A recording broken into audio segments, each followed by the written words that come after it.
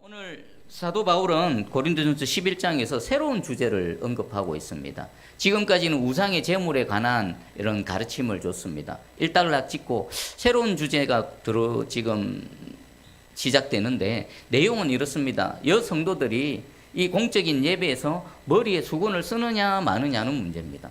사실 이건 별 중요하지. 오늘날 우리에게는 해당 사항도 없는 것 같습니다.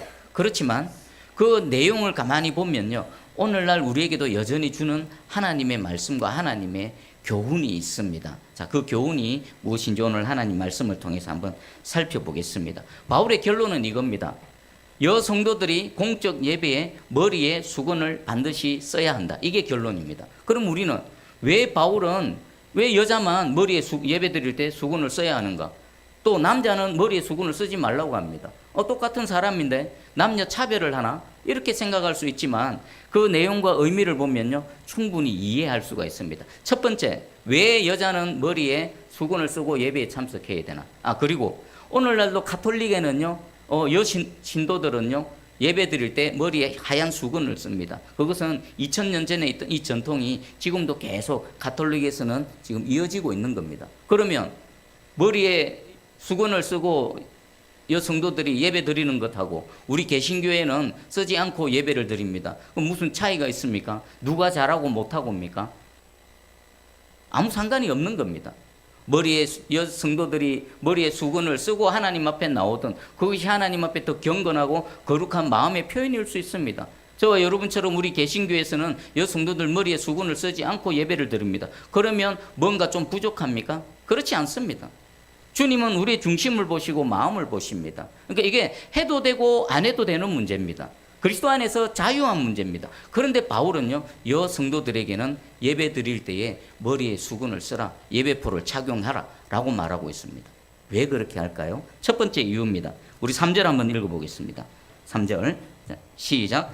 그러나 나는 너희가 알기를 원하노니 각 남자의 머리는 그리스도요 여자의 머리는 남자요 그리스도의 머리는 하나님이시니라. 아멘. 지금 뭘 말하는 겁니까? 남자의 머리는 그리스도시랍니다. 그리고 여자의 머리는 남자라고 말합니다. 그리스도의 머리는 하나님이시랍니다. 지금 바울은 등급을 매기는 게 아닙니다. 존재력적인 우선순위를 지금 말하고 있는 겁니다. 그리고 하나님께서 세우신 창조 질서와 권위를 지금 말하고 있는 겁니다. 여러분, 삼위일체 하나님을 생각해 보십시오. 세 위격으로 계시지만 한 분 하나님으로서 동등합니다. 동등하지만 우리는 구분할 수가 있습니다. 성부 하나님 어떻습니까? 저와 여러분의 구원을 계획하셨죠. 계획하신 분입니다. 계획이 시작입니다. 그러면 성자 하나님, 우리 예수 그리스도는 어떻습니까? 이 땅에 육신을 입고 오셔서 성부 하나님의 모든 계획을 실제로 성취해 주셨습니다. 그 다음이죠.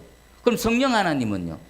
그 예수 그리스도께서 이루어 놓으신 그 모든 일들을 우리 각자에게 적용시키는 사역을 하시는 겁니다. 성부, 성자, 성령 하나님의 사역은 우리의 구원을 위해서 세워졌지만 그 사역의 역할들은 각각 구분이 있습니다. 그런 의미에서 지금 바울은 남자의 머리는 그리스도고 여자의 머리는 남자고 그리스도의 머리는 하나님이시다라고 말합니다. 존재론적인 우선순위와 하나님께서 세우신 창조 질서와 권위를 지금 말하고 있는 겁니다. 8절에도 말씀합니다. 남자가 여자에게서 난 것이 아니오 여자가 남자에게서 났으며. 여러분, 하나님께서 남자와 여자를 창조하셨지만 먼저 누구를 창조하셨습니까? 남자를 먼저, 아담을 먼저 창조하셨습니다. 그리고 그 다음에 어떻습니까? 아담의 갈비뼈를 취하셔서 여자를 창조하셨습니다. 우선순위가 남자가 먼저고 여자가 뒤입니다. 이게 차별이 있는 것이 아니라 등급이 있는 것이 아니라 하나님께서 창조하신 그 우선순위를 말하는 겁니다. 그리고 또 어떻습니까? 사역적인 측면에서 여자의 존재 목적은 뭡니까? 남자를 돕는 배필로서 존재하는 겁니다.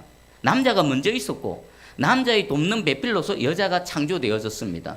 창조된 순수가 다르고요, 창조된 목적이 다른 겁니다. 그래서 하나님 앞에 동등한 영혼이기는 하지만 창조 목적과 존재 목적이 다르다는 의미에서 남자와 여자는 구분되어져야 되는 것입니다. 그리고 여자의 머리가 남자라, 이것은 뭡니까?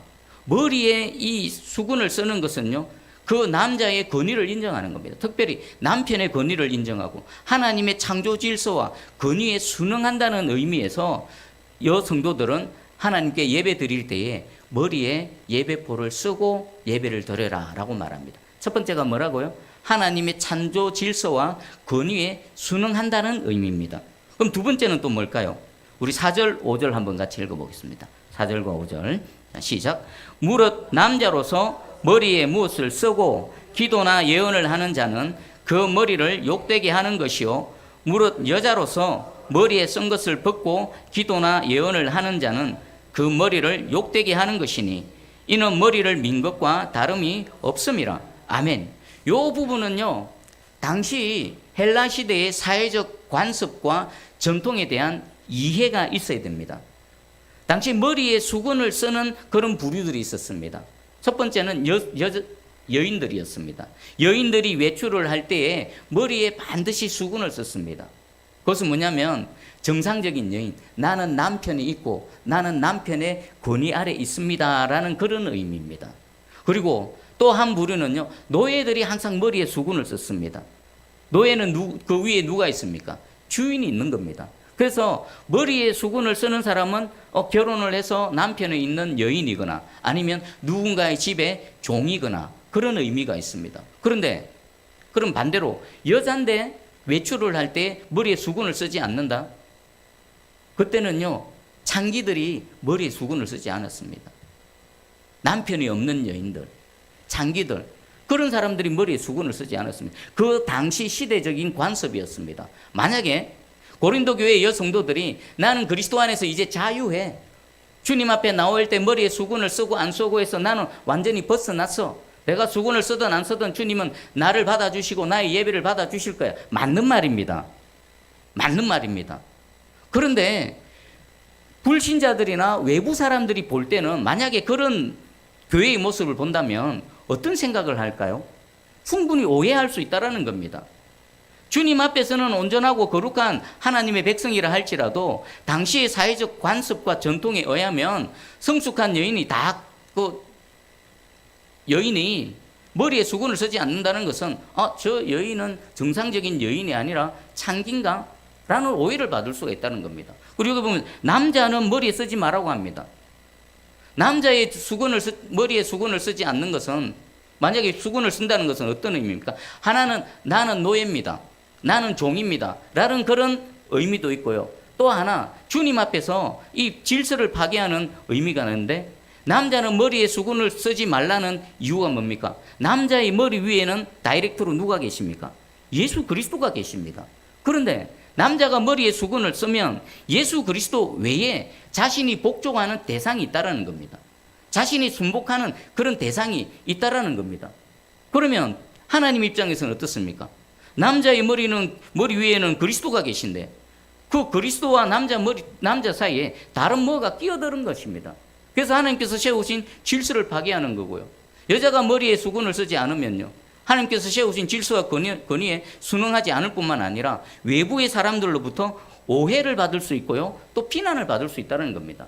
만약에 그런 오해 속에서 고린도 교회가 놓여져 있다라면 외부의 불신자들이 그 고린도 교회를 향해서 뭐라고 말할까요? 저 무리들, 저 집단은 뭔가 정상적이지 않은 집단이다, 남녀의 구별도 없구나, 저기는 노예들만 모이는 집단, 남자가 머리에 수건을 쓴 것을 보면 저 집단은 노예들, 종들만 모이는 집단인가? 여성도가 머리에 수건을 쓰지 않고 모이면요, 저 집단은 창기들의 집단인가? 충분히 오해를 살 수 있다는 겁니다. 그리고 충분히 비난을 받을 수도 있다는 것입니다. 그래서 어떻습니까? 지금 바울은 여성도들에게는 하나님 앞에 예배 드릴 때 반드시 예배포를 착용해라, 그리고 남자 성도들일 경우에는 반드시 예배포를 착용하지 말라는 겁니다. 이것은 해도 되고 안 해도 되는 문제이지만, 근데 바울은 왜 이렇게 명령을 할까요? 첫 번째, 창조 질서와 하나님께서 세우신 권위. 두 번째는요, 교회의 질서를 유지하기 위해서입니다. 당시에는 이게 지금 바울이 언급하고 있다는 것은 무엇을 증거합니까? 고린도 교회 내에서 여성도들이 예배를 드릴 때 예배포를 착용하느냐 마느냐에 대해서 갈등이 있었다는 것입니다. 어떤 사람들은 그리스도 안에서 자유한데 그게 뭐가 문제가 되겠느냐라는 사람도 있고, 또 어떤 사람들은 그래도 이거는 교회의 건덕상 그래도 착용하는 게 낫지 않겠느냐. 안에서 내부적인 갈등이 있었고, 이 갈등을 목회자인 사도 바울에게 질문을 한 겁니다. 우리가 어떻게 하면 되겠습니까? 이 상황을 어떻게 해결하면 되겠습니까? 그에 대한 바울의 답변입니다. 여 성도들은 반드시 예배포를 착용해라. 또 남자 성도들 같은 경우도 머리에 뭘 쓰고 안 쓰고 주 안에서 자유하지만 남들이 보기에 오해가 있을 수 있고, 또 교회의 덕을 세우는 데 있어서 이렇게 여러 가지 문제가 있을 수 있으니까 남자 성도들은 반드시 예배포를 착용하지 마라. 그 사회의 전통과 관습에 맞는 그런 신앙생활을 하라라고 말하고 있습니다. 자, 그러면 이 말씀이 남자가 여자보다 우월하다는 그런 말씀일까요? 아닙니다. 남자와 여자를 구분하기는 하되 이것 가지고 등급을 매기거나 차별하는 것이 아닙니다. 그래서 11절 12절에 보면요, 이렇게 보충 설명을 합니다. 그러나 주 안에는 남자 없이 여자만 있지 않고 여자 없이 남자만 있지 아니하니라. 이는 여자가 남자에게서 난 것 같이 남자도 여자로 말미암아 났음이라. 그리고 모든 것은 하나님에게서 났느니라. 바울이 뭐라고 말합니까? 창조의 목적과 존재론적으로 분명한 차이가 있지만 하나님 앞에서는 본질적으로 동등하다, 평등하다. 그리고 또 남자와 여자는 상호 의존적인 관계라는 겁니다. 여러분, 여자 없이 남자 존재할 수 있을까요? 존재할 수 없습니다. 남자 없이 여자 존재할 수 없듯이 서로 상호 의존적인 관계로 서로 돕고 서로 동력하는 관계로서 하나님께서 주셨다는 겁니다. 그럼에도 불구하고 교회 내에서 이 여성도들은 하나님께서 세우신 권위와 질서 아래 순응해야 됨을 말하고 있는 겁니다. 그러니까 그리스도 안에서의 자유는요, 좀 이중적인 성격이 있습니다. 진정 우리는 예수 안에서 모든 것들로 자유합니다. 그러나 바울이 고린도전서 10장 23절에 모든 것이 가하나 유익한 것은 아니다. 모든 것은 가하나 덕을 세우는 것은 아니다. 여기 지금 같이 통제를 받고 있는 것입니다. 여성도들이 하나님 앞에 나와 예배 드릴 때에 머리에 수건을 쓸 수도 있고 안 쓸 수도 있습니다. 남자 성도들도 역시나 마찬가지입니다. 남자일지라도 머리에 수건을 쓰고 안 쓰고 주님 앞에서는 그 별로 의미가 없습니다. 자기 마음대로 할 수 있습니다. 그러나 그 시대적 상황과 그 배경에 있어서 덕을 세우지 못한다면 스탑하는 겁니다. 교회의 덕을 세우기 위해서, 하나님의 권위와 질서에 순응하기 위해서, 그리고 또 전도와 선교의 차원에서. 만약에 한번 생각해 보십시다. 내가 이것도 해도 되고 안 해도 되는데 그 해도 되고 안 해도 되는 문제가 불신자들에게 있어서 오해의 소지가 있고 뭔가가 거슬리고 불편하다면 우리의 선택은 어떠해야 될까요? 내가 그냥 해도 되고 안 해도 된다고 해서 그냥 내 맘대로 한 그것이 누군가에게 눈에 거슬리고 또 마음에 불편함을 준다라면 우리는 어떻게 될까요? 그 상황 속에 교회가 계속 머물면요, 전도가 되겠습니까? 교회의 문턱이 얼마나 높아지겠습니까? 전도와 선교의 차원에 있어서도 이 지금 고린도전서 11장에 주시는 이 하나님의 말씀은 우리에게 그대로 적용되어져야 될 말씀입니다. 그러면 정리를 해보겠습니다. 왜 우리가 이 말씀으로 교훈을 얻어야 되는지. 첫 번째는요, 우리 매사에 교회의 덕을 세우는 방향으로 나가야 됩니다. 여러분, 진정 그리스도 안에서 자유합니다. 무엇을 해도 괜찮습니다. 그러나 그것이 교회의 덕을 세우는가 세우지 않는가, 한 걸음 더 나아가서 이 일이 해도 되고 안 해도 되는 일이 하나님께 영광이 되는가 하나님의 영광을 가리는가, 이 부분을 잘 점검해 보셔야 됩니다. 그래서 할 수 있는 일일지라도 덕이 되지 않고 하나님의 영광을 가린다면 우리는 어떻게 해야 될까요? 스탑하는 겁니다. 그래서 바울은요, 빌립보서 4장 8절에 이렇게 말씀합니다. 끝으로 형제들아, 무엇에든지 참되며 무엇에든지 경건하며 무엇에든지 옳으며 무엇에든지 정결하며 무엇에든지 사랑을 받을 만하며 무엇에든지 칭찬받을 만하며 무슨 덕이 있든지 무슨 기림이 있든지 이것들을 생각하라. 왜 바울은 무엇에든지 참되고 무엇에든지 경건하고 옳고 이렇게 하랍니까? 하나님 앞에서도 옳은 삶을 살 뿐만 아니라 외부의 사람들로부터도 그들의 눈에도 옳게 보이고 또 정확하게 보이고 참되게 보이고 정결하게 보이기 위한 그런 삶을 살아가라라고 권면하는 겁니다. 여러분의 삶의 기준을 한번 점검해 보시기 바랍니다. 저와 여러분의 모든 삶의 판단, 특별히 하나님이 하라 한 것은 반드시 하시기 바랍니다. 하나님께서 하지 말라 한 것은 목에 칼이 들어와도 하지 마시기 바랍니다. 그리고 기타 그 외에 해도 되고 안 해도 되는 문제에 있어서 그것을 했을 때에 하나님 교회의 덕이 안 되고 하나님의 영광을 가리운다면 저와 여러분 얼마든지 스탑할 수 있는 그런 믿음의 사람이 되기를 주의 이름으로 축복합니다. 그리고 두 번째는요, 사회적 관습과 전통에 이 복음이 배치되지 않는다면 우리는 어떻게 해야 될까요? 성실한 한 사회의 구성으로서 철저하게 잘 지키고 행해 나가야 된다는 것입니다. 그럴 때 어떻습니까? 외부의 사람들이 교회를 바라볼 때, 성도들을 바라볼 때 일단은 상식적입니다. 그리고 이성적입니다. 합리적일 수 있습니다. 여러분, 사회의 전통과 관습이요, 하나님의 말씀과 복음에 배치될 때는 우리 성도들은 어떻게 해야 될까요? 그때는요, 그리스도의 군사가 되어져서 믿음을 지키기 위해서 싸워 나가야 됩니다. 그러나 그 외에 그 사회적 전통과 관습이나 법규들이 복음에 배치가 되지 않습니다. 하나님 말씀에 위배가 되지 않습니다. 그럴 때는요, 성도들 어떻습니까? 더 적극적으로 앞장서서 잘 지키고 행해 나아갈 때에 그것이 어떻게 될까요? 불신자들에게 전도의 문이 열리는 겁니다. 불신자들이 봤을 때 이 사회적 전통과 관습에 봤을 때, 상식적으로 봤을 때 이해가 안 되고 뭔가 불편하고 뭔가 마음에 걸림이 있다라면 우리가 아무리 전도를 해본들 교회로 그들의 발걸음이 옮겨지겠습니까? 설령 교회로 왔다 손 치더라도 이해가 안 됩니다. 상식적으로 이해가 안 됩니다. 뭔가가 불편합니다. 그러면 왔다가도 떠나가는 겁니다. 이것은요, 전도와 선교의 차원에 있어서도 너무나 중요한 문제입니다. 오늘날 한국 교회가 불신자들로부터 손가락질 당하고 비난당합니다. 여러 가지 이유들이 있는데 혹시 그 중에 하나가 이거지 않을까요? 나 예수 그리스도 믿으니까 주 안에서 나는 자유해. 그렇게 막 함부로 행하지 않습니까? 전통과 관습을 무시해버리고 불신자들이 봤을 때 저 집단은 무슨 집단이지?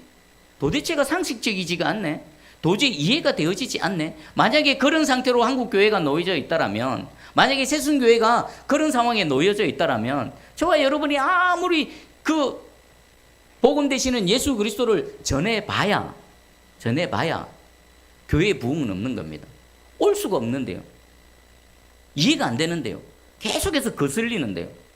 자, 여러분, 오늘 이 말씀으로 우리 새순교회와 여러분이 새롭게 변화되어지기를 원합니다. 말씀에 배치가 되어지지 않고 복음과 이렇게 충돌이 일어나지 않는다라면 그 사회의 관습과 모든 전통과 규례와 법도들을 여러분이 앞장서서 잘 지켜나가시기 바랍니다. 그래서 우리도 믿는 사람이긴 하지만 이 지역과 나라와 국가의 성실한 한 구성원임을 여러분 친히 보여주시옵소서.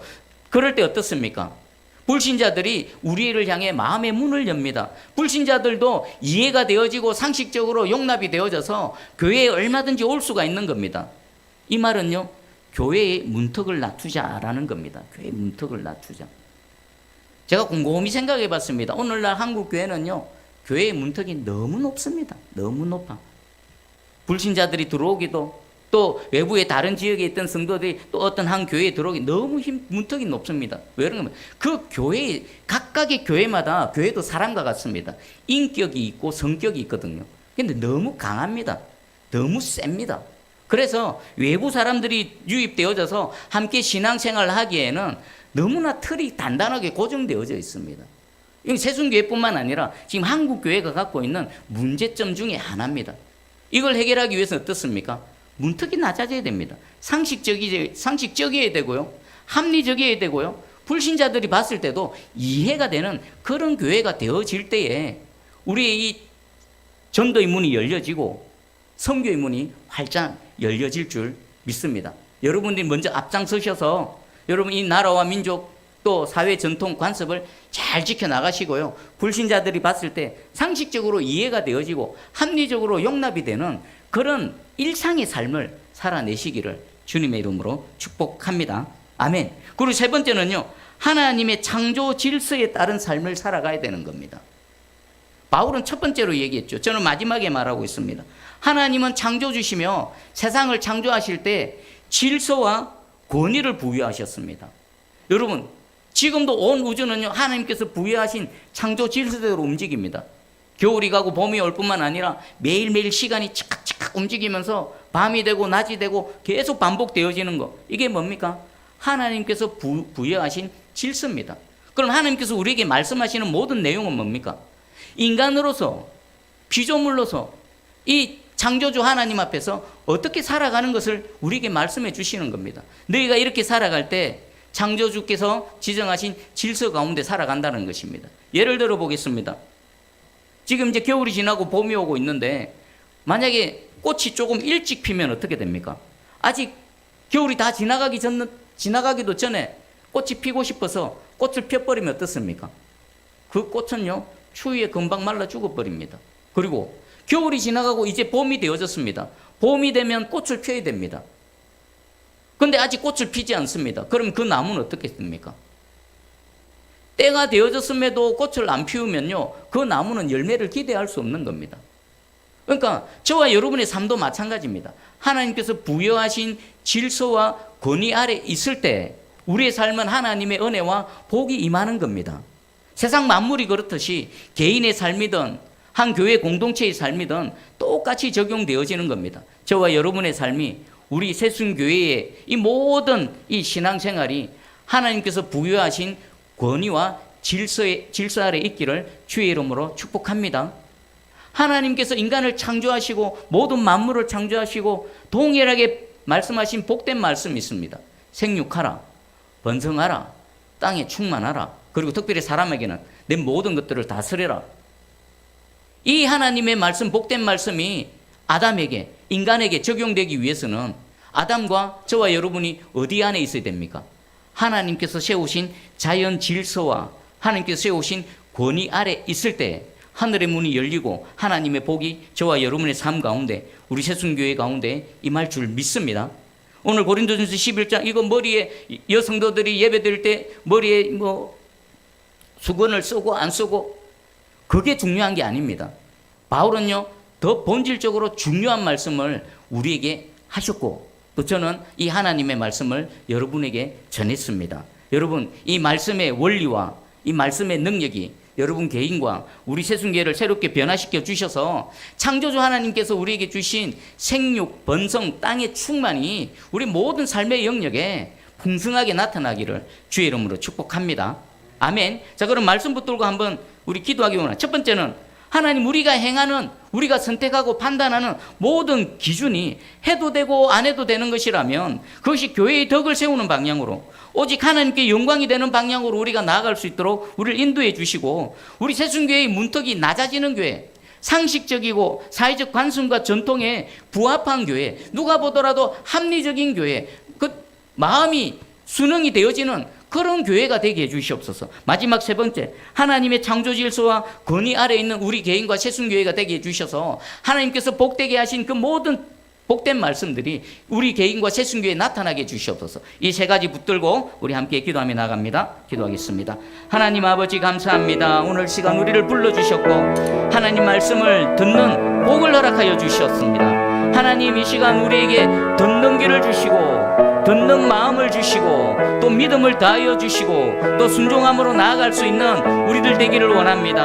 하나님, 우리의 모든 매사에 뭔가를 선택하고 판단하는 기준이 해도 되고 안 해도 되는 그런 부분이라면 무엇을 선택하면 교회의 덕을 세울 것인가, 하나님의 덕을 세울 것인가, 하나님께 영광이 될 것인가, 그 방향으로 나아갈 수 있는 저희들 되게 해주시고 영적인 분별력을 다하여 주시고 바른 길로 나아갈 수 있는 저희들 되기 원합니다. 혹시 내가 하고 싶지만, 내가 할 수도 있지만 그것이 하나님의 영광을 가리우는 것이며 교회의 덕을 가리우는 것이라면 얼마든지 기꺼이 포기해버리고 스탑할 수 있는 그런 저희들 되기를 원합니다. 하나님, 우리 새순교회가 문턱이 낮은 교회가 되기 원합니다.